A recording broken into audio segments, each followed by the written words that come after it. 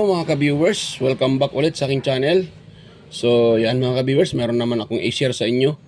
Yan at lalo na po tungkol po sa mga mahilig dyan mag-DIY. Yan, so meron akong i-share sa inyo tungkol sa sa yung tinatawag na TP5100 charging module mga ka-viewers.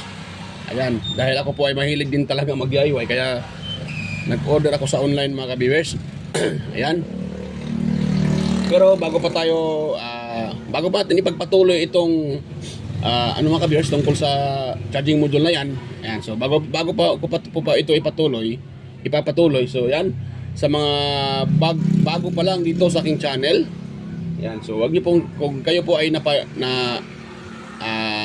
kung kayo po ay naka-stop dito, so wag niyo pong kalimutang i-like at i-share yung aking video mga ka-viewers, at higit sa lahat huwag na rin kalimutang i-subscribe yung aking channel at pakipindot na rin yung bell button dyan sa taas at ilagay nyo na rin sa all mga ka-viewers para kayo po ay automatic ma-notify ayan, sa mga incoming ko pang mga videos. Ayan. So yan, simulan na natin mga ka-viewers. So ito po yung i-share ko sa inyo, itong module na to. Ito po ay nabili ko lang sa online mga ka-viewers. Yan, nabili ko lang dahil alam nyo naman, ako din po ay mahilig din magkutingting or magbutingting. Yan. So kaya binili ko to dahil naengganyo ako mga ka-viewers. Alam niyo ba kung bakit? Itong module na to, pakita ko pala sa inyo. Itong module na to mga ka-viewers ay tawag dyan, adjustable yung kanyang input. Pwede mo siya inputan ng 5 volts hanggang 18 volts mga ka-viewers. Kaya nagandahan ako sa kanya kumpara sa yung charging module na TIP 4056 charging module ba yun? Tawag yung isa. Yan. So mas nagandahan ako sa kanya mga ka-viewers. Yan. Dahil ito, mayroon akong na-open dito mga ka-viewers.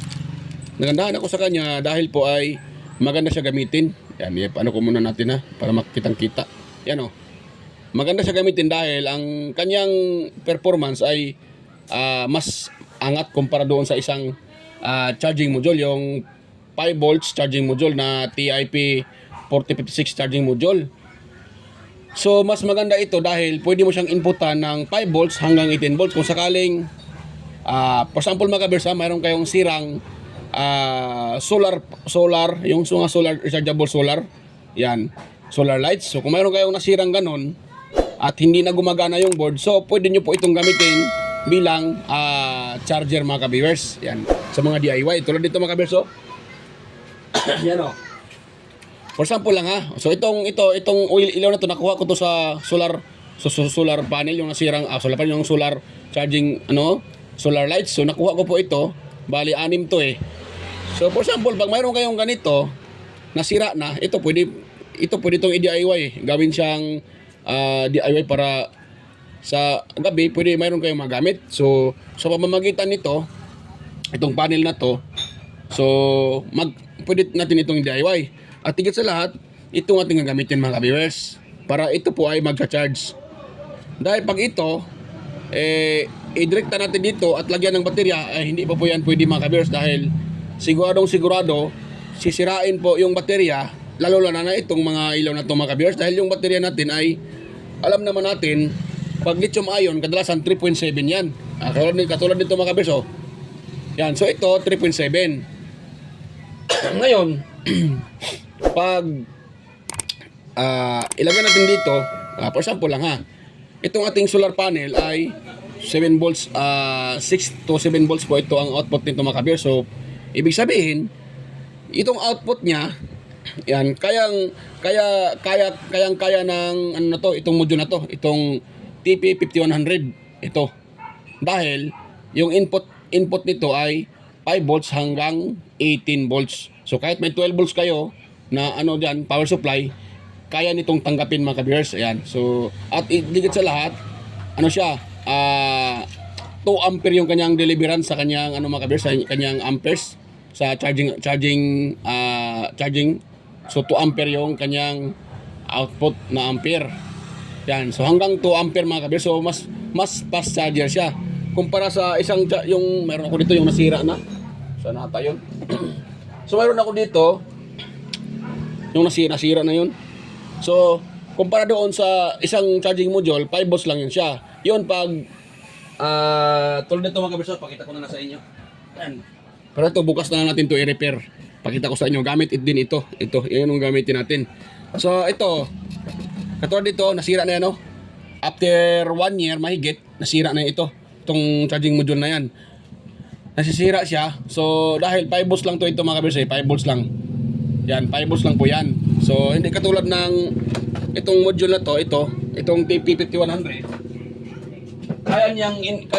Kaya niya hanggang 18 volts yung input. Yan. So, maganda siya gamitin mga ka-viewers. Itong ganitong klaseng charging module. Maganda siya. So, bukas, yun, pag pinakita ko yung speaker, i-repair ko yun bukas at ito po yung aking gagamitin. Dahil sira na yung ano noon. Ang sira kasi noon mga viewers ay tawag dyan, charging IC at saka charging port. So, DIY ko lang din yun. Hindi nga masyadong ano yung mga wirings pero okay lang. Nagamit ko naman siya ng mahigit 1 taon. So siguro dahil alam naman natin yung TIP 45650 charging module ay ano siya mga ka-viewers, hindi siya kayang iparallel mo yung dalawang baterya, mag-iinit siya. So kumpara nito, ito siya kahit dalawang baterya mga or tatlo, kaya nito iparallel mo siya yung parallel or i-series. Yan. So ito pala mga kabers mayroon akong i-share sa inyo dito. Kung sakaling gusto niyo itong gamitin at mag-series kayo, kung nakita niyo yan yan, iwan kong klaro ba, yan may nakalagay na set, ganyan natin, ayan,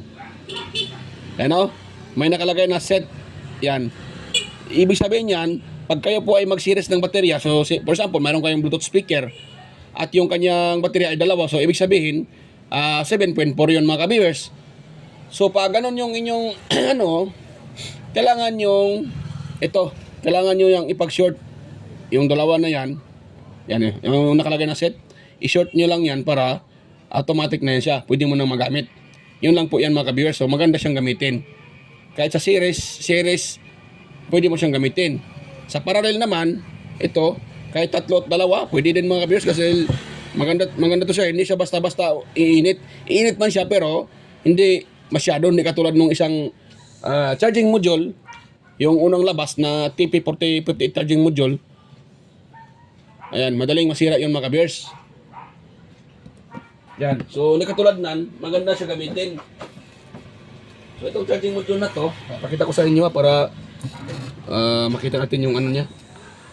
Sira naman to, so sisirain ko na lang to mga ka-viewers.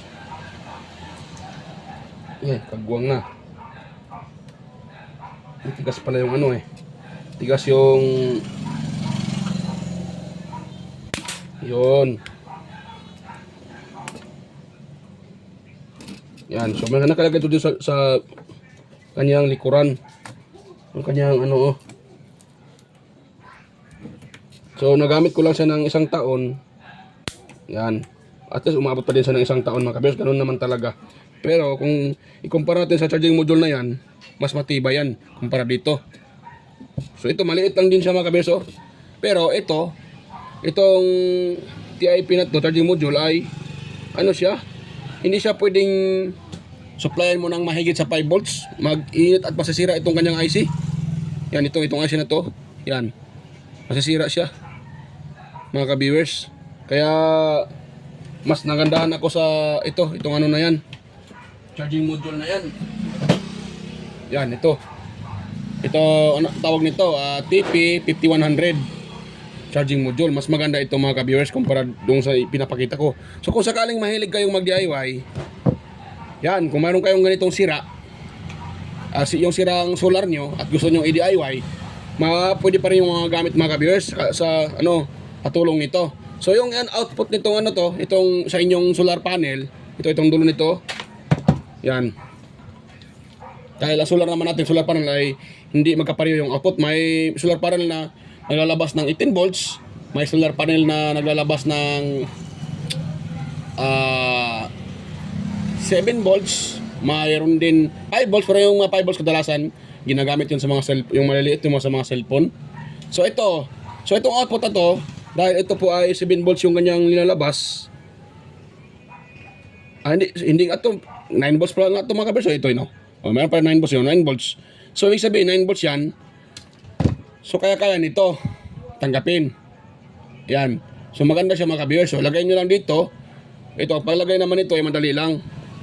You know, may nakalagay dito na B, you know, B minus, B plus, at saka B minus. Ibig sabihin, negative or ground. So, ito ang positive, B plus. Yan po ay para sa baterya, para dito, yung connection. Ito namang dito banda, sa primero, ito po yung input natin. So, yung output dito, galing sa panel na yan, oh. So, papunta yan dito. Yan, pag ganun yan siya. Yung output niya papunta naman sa battery.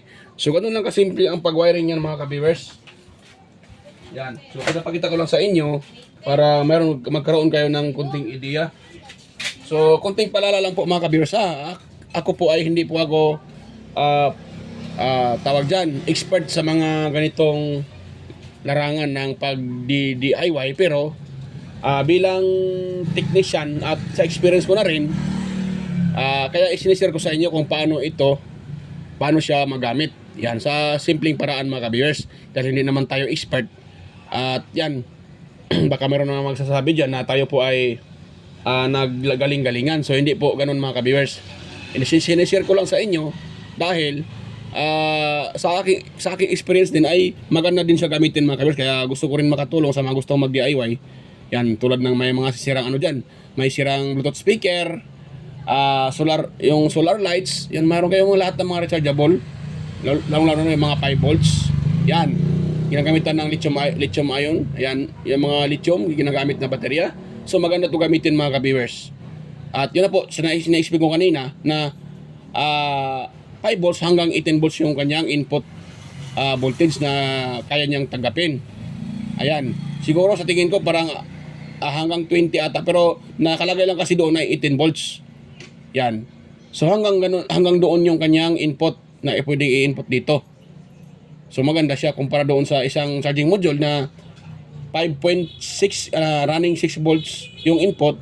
So kung maglalampas ka pa doon, medyo masisira na siya, mag-iinit na yung kanyang IC. Ayan, marami din akong nabili na ganun eh. So nasisira. Yan, nasisira din siya, pero kung isang baterya lang man siguro gamitin mo, medyo okay lang. Kung isang baterya, yung isang charging, yung sabi ko po na isang charging module na unang labas. Ito naman, ang kagandahan sa kanya, yun na nga, kaya mo siyang inputan ng hanggang 18 volts at ang kanyang deliverance, yung ampere na ano niya, ibigay sa pagcha-charge ay hanggang 2 ampere mga ka-viewers. Yan. Bibigay siya ng 2 ampere. So, medyo fast charger siya mga ka-viewers kumpara sa yung isang charging module. Yung isang charging module, pag ginagamit mo, aabot yun ng 2 oras eh. 2 oras or 1 at kalahati bago siya ma-full yung baterya. Pero ito, pag isang baterya lang, siguro mga 30 minutes ma-full charge ng baterya mga ka-viewers. 30 or 1 oras. Mas fast charger siya kumpara doon. Yun ang kagandahan niya mga ka-viewers. Dahil marami na akong nagamit nito eh. Marami na akong na-order at ilang na yung nagamit ko sa mga nire-repair ko sa DIY. Yan, yun pa dito mga ka-viewers. Mayroon pang natira. So yan. Pag maubos to, order naman akong uli mga ka-viewers. So ganun lang. Isinisir ko lang sa inyo kung paano, kung sakaling mayroon kayong sirang dyan, Bluetooth speaker. So, wag niyong itapon mga ka-viewers kung nasira yung kanyang IC, yung pinaka charging IC. So, meron naman akong mga video dyan kung paano siya gagawin, anong klaseng DIY technique yung gagawin para magcha-charge pa rin yung inyong Bluetooth speaker. So, meron akong mga video dyan mga ka-viewers, pero ito, so bukas, i-repair ko yung pinakita ko kanina na tawag dyan, Bluetooth speaker, at ito yung gagamitin ko na kanyang charging module mga ka-viewers, at gagamitin ko pa din yun ng Yung ina-order ko rin na charging port dahil sira naman yung kanyang charging port doon. Natuklap. Nung nabili ko kasi yon sa magbubuti. Yan, binili ko ng 100. So, binibenta naman niya ng 100. Yun na nga. At ni-repair ko. Nagamit ko naman siya. Pero, ang ginawa ko doon mga kabers ay yung tulad ng mga teknik ko dati ay shortcut. So, naglagay ako ng wire. Sana yung wire kanina. Ito. So, itong wire na to, ito po yung ginagawa kong charger. Papunta doon sa charge, yung sa adapter dito. Yan. Isasalpak ko lang dito. Nga lang, okay naman to mga kabers kung sakaling wala kayong mabiling charging port. Yung katulad ng ginagamit ko ngayon, na galing sa online. So kung wala kayo, so ito pwede. Yung sa cellphone, ito. Salpak lang dyan. Yung dulo, connect nyo doon sa speaker. So magcha-charge nyo yung speaker. Pero mayroon kasi akong nakita sa online na medyo nagandahan ako dahil hindi siya, ang tawag dyan, hindi magulo tingnan yung speaker. Hindi ba siya pangit tingnan din dahil kung pag ito kasi nga gamitin, siyempre magano to siya, magpa ganun sa speaker. So medyo ano siya, tawag diyan sa Tagalog, hindi ko alam. So medyo ano siya, tawag namin to sarante. Yan. So mas maganda 'yon. Mas maganda gamitin. So mas lamang na tayo ngayon mga kabers, yung mga mahilig mag-DIY, so yung mga technician din, katulad ng mga technician, mas madali ang trabaho dahil mayroong mga bagong invento na katulad nito na pag nasira yung charging module sa speaker, so hindi mo na kailangang hindi mo na kailangang mag-isip-isip pa kung anong ilagay ng IC dahil wala kang IC na mabili or wala kang available na charging IC. So ito ay marami ito sa online. Yan. So hindi mo na kailangan mga viewers dahil marami na ito sa online. Itong TP 5100, yan. Yan o. So hindi mo na kailangan problemahin pa. At sa connection naman, dito sa likod may nakalagay Yan o. O ito, di ba nakalagay na BIN? Ito po yung natin, positive. BIN positive o plus. Tapos ito may nakalagay pang LED standby LED. Yan o, charging. Itong BIN negative yan. So may nakalagay. At ito naman sa baterya output na to dito mga kabers, papuntang baterya. So ganun lang. Kasimple. Simpleng simpleng piyesa pero malaking ambag or malaking tulong sa mga katulad ko na nagdi-DIY at nagre-repair. Yan sa mga lahat ng technician at sa mga mahilig mag-DIY. So ito ay malaking tulong dahil hindi mo na problemahin. At maganda din yung kanyang future dahil maganda yung kanyang tawag dyan. Katulad sa akin na marami na rin ako na-repair, maganda din yung kanyang performance. At din po sa gamit ko dito sa bahay ay gumagamit na rin ako nito. So maganda. Madali siyang mag-charge mga viewers. Yan. At hindi siya masyado nag-iinit ng tanto. Yan, yun ang nagustuhan ko dito. Hindi naman tayo nag-i-endorse ng ganito. Pero sa experience ko na rin, ay nasubukan ko na rin siya kahit hindi man matagal-tagal, pero sa na-repair ko hanggang ngayon maabot na yung na-repair ko kasi nabili ko ito noong December so ngayon January na, February na, so okay daw mga viewers. At dito din sa bahay nire-repair ko, ginamitan ko nito, okay pa rin mga ka-viewers. So yan, sana po mga ka-viewers ay meron kayong nakuhang ideya sa sinistress ko sa inyo kung paano yung kanyang paano ito gamitin. Yan. So yan po mga ka-viewers. So bukas naman i-repair ko yung pinakita ko kanina na yung nabili ko na tawag dyan, Bluetooth speaker. At ito pong yung gagamitin ko na charging module sa kanya. Yan. So pakita ko sa inyo bukas mga ka-viewers dahil i-repair ko naman yun. Makita nyo yun bukas. So yan mga ka-viewers, hanggang dito lang po itong ating video. At yan po. So bago pa tayo magtapos, ako po ay mag-shoutout po sa inyo mga viewers, sa mga silent viewers yan, organic viewers, sa mga nanonood at sumusuporta sa aking channel. Yan, mega lang shoutout po sa inyong lahat. Yan, at lalo na sa mga palaging nag-comment na si Sir John Santiano. Yan, mega lang shoutout po Sir John Santiano, Sir Alex Paroni, ayan, si Sir Ryan De Leon, Sir Florindo Isidro, John Mercado Jr., Sir Manuel Mahadukon, Sir Ferdinand Lopez at sa kanyang dalawang anak na si Liam Oxy Lopez at si Sianjik Lopez. Ayan, may shoutout po sa inyong mag-ama, sir. At si Sir Edgar Dodonero Dato Talavera, Sir Edgar Macam, Vicente Biboso Bantiquillo, Rinaldo Macasiano ng Jimmy Cavite, at si Sir Biljan Calderon, Ferdi Ronquillo, Emerald Quillosa, Cesar Listado, Anastasio Certisa. Ayan sir, salamat po Sir Anastasio Certisa sa inyong walang sawang suporta. At ganoon din kay Sir Chris Legitimas. Yan, salamat sir, Sir Chris Legitimas sa inyong suporta, palaging pag-support. At hindi lang sa akin. Yan, so ganun din si Sir Darmin. Yan, may shout out po sir. Yan, at ganun rin sa aking mga kapwa vlogger. Ayan, may shout out po sa inyo. Master Andy Rabino TV Tech, Master Andy Tech, Inting Butingting, ayan, Maya Vlogs, Andy Rabino to, Horseshoe TV, Bullet Train Channel, Daily Tech Share, West Jojo Tech, Ricardo Bernardo, Fix and Review, Yoda Tech TV, John P. Technician, si Tons Bahay Vlog, Jimenez Iban Vlog, Phil Am Country Living, GeoGist TV, White Ferry, Horseshoe TV, Bullet Train Channel. Ayan, natapos na pala yun. Na ano ko pa ulit, sige lang. JJ Channel, Soktik TV, Kiri Mendoza Vlogger, Chris Perez Vlog, Nelt Vlog, Elstek TV, GFC TV, at kay sino pa yun? At nakalimutan ko yung pangalan sa bagong channel ni Idol Net Vlog. Yan. So sa next ko lang i-shout out yung bago yung channel, Idol Net Vlog. Nakalimutan ko yung pangalan. At ganoon din kay Sir Aguido Florence Jr. Halin, or aka vlogger ni Ballpen ni Sir Vlogger ng Quezon City.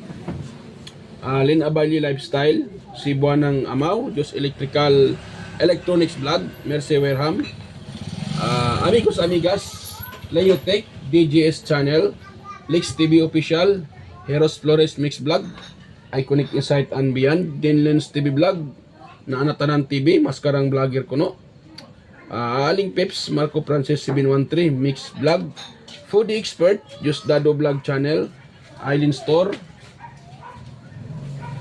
at kaya na din kay Guyets Kalikot. Yan, miga lang shout out master. EQC TV, Kisnel Channel, 3M Vlog, Jinky Inok Vlog, GWG Ward, Bitoy Malana, Darwin Tech, Farmer Boy TV, Roger Cedric, BG Disco Hunter, DJ Lin Mix TV, Miss Jamie Balina, DJM Mix Vlog, Wellmas Music Vlog, Master Redub Spa, Monarch Smart TV, Michael Jackson, PBG Blogger Pan, Kayari Vlogs, Atimers, kaya Kaaro Vlog, Linel Dai Jubudiso. Ayan, biglang shout out sa iyo idol. Linel Dai Jubudiso, Nanay Ruby Channel, Danny TV Vlogs. Ayan, biglang shout out idol, Danny TV Vlogs. Brother Joey Music. Ayan, biglang shout out sa iyo idol. Simply CM. Ayan. By Rickman Vlog, biglang shout out sa iyo by Rickman Vlog. So ayan po. At sa mga hindi ko nabanggit, yan ano rin pala. Yan kay ano pala, bye yung TV Mix Vlog. Kay Ruels Kalikot. Yan, may shout out po. Ruels Kalikot. Si Mojajos Technique. Yan. May shout out master, Mojajos Technique. At si Liboy Tech. Yan, may shout out master, Liboy Tech. Yan. So sa mga hindi ko nabanggit, pasensya po. So sa mga gusto magpa-shoutout, pwede din kayo mag-comment dyan sa comment section para may shoutout ko po kayo. At sa mga mayroon din katanungan, ayan, mag-comment na rin kayo sa comment section para po masagot ko po yung inyong tanong. At huwag po kayong mag-anuha kung hindi ko masagot kaagad yung inyong tanong, dahil minsan ay hindi ko makita kaagad dahil ako po ay busy. Pero pag nakita ko naman yung inyong message, ay sasagutin ko yan kaagad mga ka-viewers. Ayan, so pero wag po kayo mag-alala dahil sasagutin ko po yung inyong katanungan hanggat sa kaya ko. So ayan mga ka-viewers, ayan, hanggang dito lang po yung ating vlog. So ayan, so kita-kita tayo ulit sa next kong mga video.